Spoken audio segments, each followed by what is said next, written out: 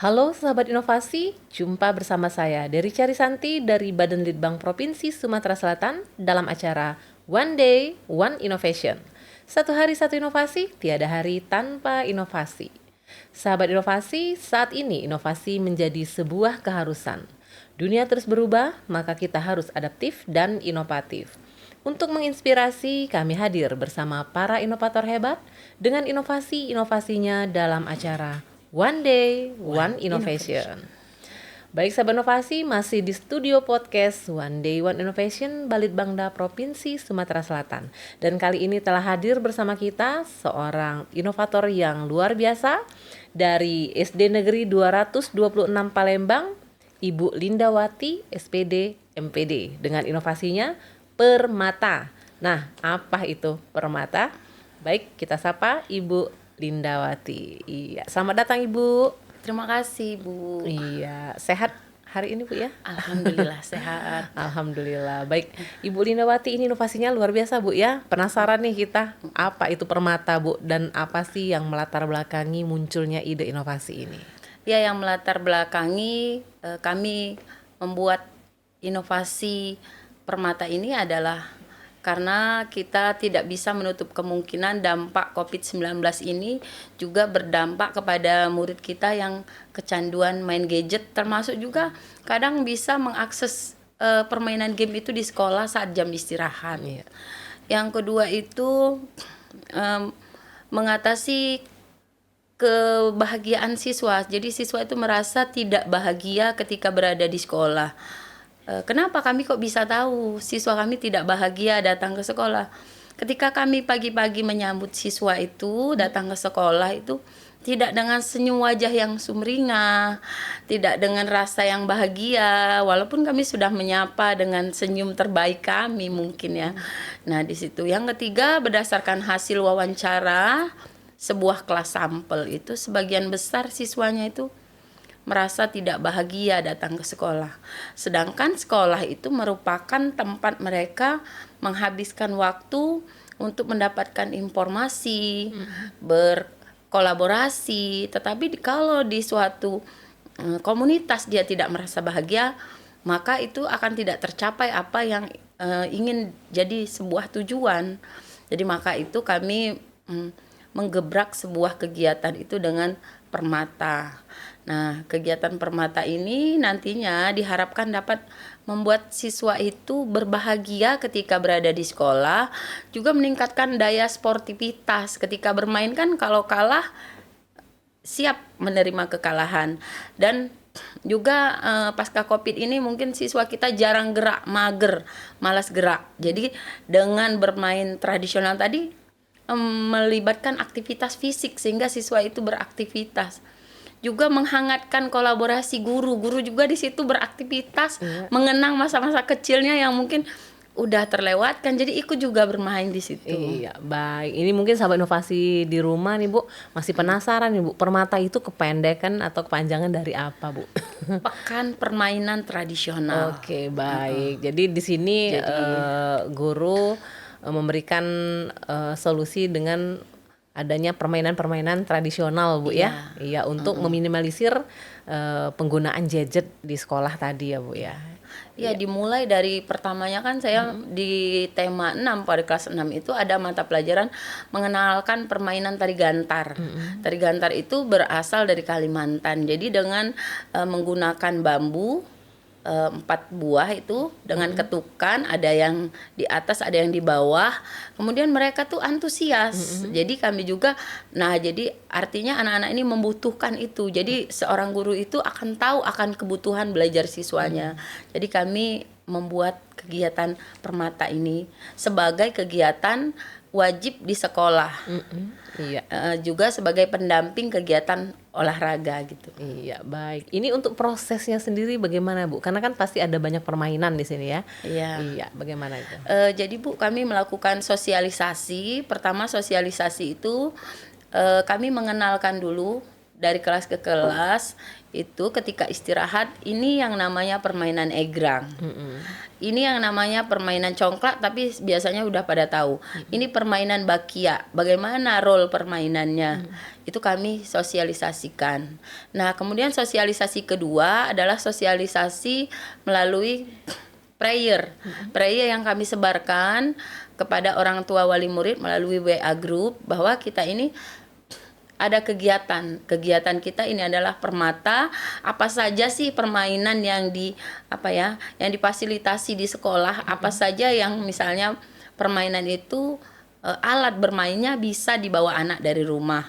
Jadi itu kita sosialisasikan juga kepada stakeholder di sekolah, baik guru, siswa, kepala sekolah dan yang lain. Kemudian kita juga berkoordinasi dengan, kebetulan di sekolah kami itu ada mahasiswa UIN, jadi kita berkolaborasi dengan mahasiswa UIN Palembang, Raden Patah Palembang, Unsri, PPG dalam prajabatan Unsri, dan juga Sekolah Guru Indonesia Dompet Duafa gitu. Iya, oke, baik. Ini luar biasa ya, jarang-jarang nih di sebuah sekolah menggunakan tema untuk memajukan ya anak-anaknya dengan pola permainan ya Bu ya. Khususnya ini permainannya tradisional ya. Oke, itu jenis permainannya yang tradisional congklak tadi Bu ya. Enggrang, kemudian gerobak sodor. Oke. Ada caingkling. Jadi anak-anak senang jadi ya. Senang jadi. Nah, oke, itu dilakukan per minggu atau setiap kali istirahat sekolah atau bagaimana Bu? Kalau untuk kegiatan bebasnya itu artinya anak-anak bisa bermain itu ketika jam istirahat, tentu saja dengan durasi yang terbatas karena mereka kan minum, mau makan, jadi mungkin sebentar. Nah, tetapi untuk kegiatan rutinnya kami setiap hari Sabtu itu 2 jam pelajaran atau 2 kali 35 menit dengan kelas 1, kelas 2 beda permainannya sesuai dengan usianya, kecakapannya untuk bermain, jadi gitu. Iya, itu bagaimana nih antusias anak-anak nih Bu? Jadi setelah kita diadakannya, kita kan melakukan wawancara langsung kepada anak. Gimana nih Nak setelah diadakan permainan tradisional di sekolah? Senang karena selama ini mereka kan belum tahu sih jenis permainan yang lain. Mungkin di rumahnya ada tetapi belum tahu role-nya yang bagaimana, seperti permainan gobak sodor itu kan ada role-nya, ada aturannya. Seperti juga permainan egrang harus ada tekniknya biar bisa berdiri di atas 2 kayu yang kecil. Itu bagaimana kita menyeimbangkan tubuh gitu. Juga membuat anak-anak tuh kreatif karena dari permainan bakia itu kan Bu. Ada bakia itu ada juga yang dibuat dari kreatif anak, yang dibuat dari batok kelapa itu Bu. Di batok kelapa itu dipotong menjadi 2 yang sama besar, kemudian dilubangi dan anak-anak bisa bermain bakia karena kalau untuk enggrang itu tinggi. Kalau bakia kan pendek, jadi anak-anak yang kelas bawah bisa untuk main juga.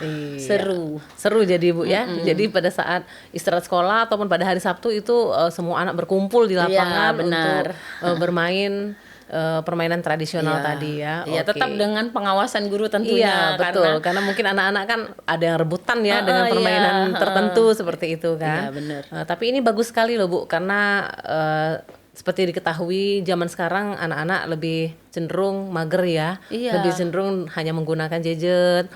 Tidak sukalah gerak-gerak. Seperti itu ya. Oke, jadi sekarang juga bisa memperkenalkan permainan-permainan tradisional zaman dulu ya Bu ya, yang memang zamannya mak-maknya ya. Sementara mereka kan belum tahu nih itu permainan apa. Orang tuanya tahu tapi mereka enggak, seperti itu ya. Bahkan orang tuanya itu sampai ini saking seringnya itu membuatkan video kemudian diuploadnya ke media sosial. Berarti kan artinya orang tua itu menanggap kegiatan itu sebagai kegiatan yang positif gitu. Iya Bu, betul. Karena memang zaman sekarang ini sudah tidak bisa lepas dari handphone gitu ya.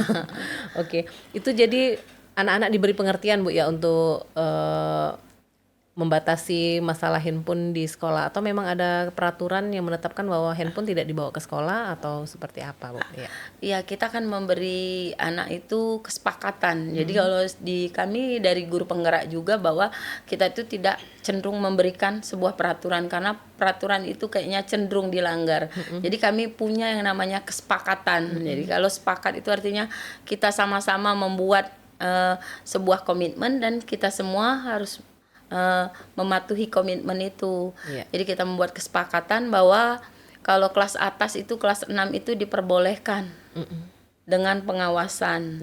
Kalau kelas 4 dan 5 itu boleh membawa gadget dengan ketentuan yang misalnya guru membutuhkan anak-anak, nanti kita akan misalnya asesmen atau penilaian dengan menggunakan gadget baru dibawa ya. Karena kita juga keamanan handphone itu sendiri, maksudnya betul. bisa hilang, bisa anak-anak lupa naruh, nah itu kan keselamatan anak juga. Iya, betul itu, Bu. Tetap memperhatikan hal-hal itu. Iya, oke. Baik, Ibu Linda, ini luar biasa ya. Dalam inovasi ini, Bu, apakah terjadi hambatan, ditemukan hambatannya atau bagaimana, Ibu?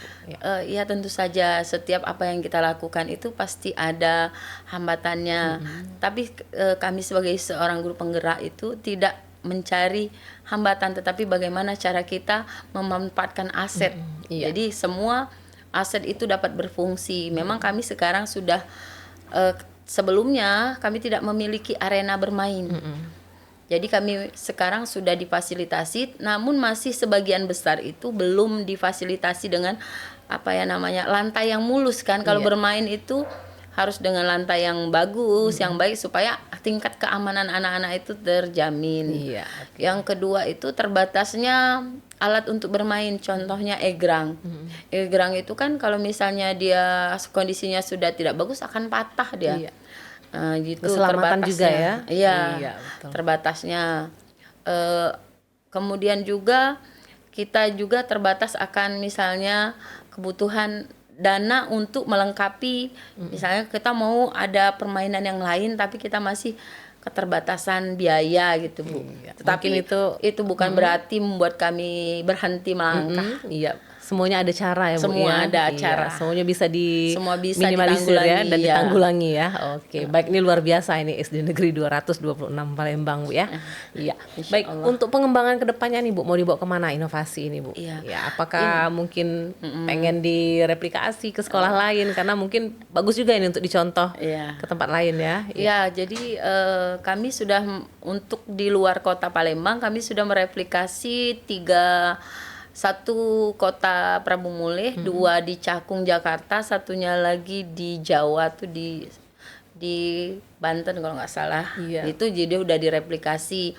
Kalau untuk di kota Palembang sudah banyak sekali, SMP 10, SMP 14 sama SD 23 itu kalau nggak salah sudah dari Ibu Desi sudah mereplikasi kegiatan itu walaupun dengan nama yang tidak sama, tetapi setidaknya mereka sudah membuat dengan yang berbeda sehingga intinya permainan tradisional itu dilestarikan itu saja. Ya, kemudian untuk di sekolah-sekolah bisa mengurangi anak-anak bermain gadget. Iya, baik. Ini luar biasa ini guru-guru sekolah dasar ini.